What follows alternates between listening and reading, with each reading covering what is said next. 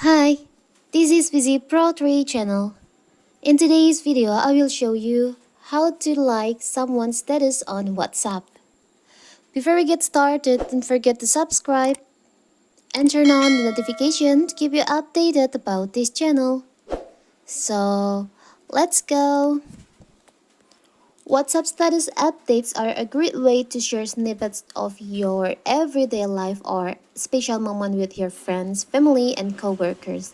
They have always felt a step behind Instagram and Facebook stories as they have an option to like the story which is missing in WhatsApp. Well, now the option is finally here. In this video, I will show you how to give like on someone's status on WhatsApp. It's so simple. So first of all, you have to make sure that your WhatsApp app is on the latest version. If there is an option to update, you can just update your WhatsApp. Now you can open your WhatsApp. You can go to updates or status section. You can see your friend status like this.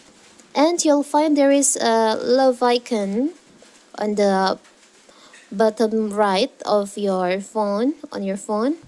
You can see there's a love icon. You can give like by tap on that like this. Here, like this. When you give like to someone's status, they will get notified that you just give them like on their status. Like this. It's so simple, right?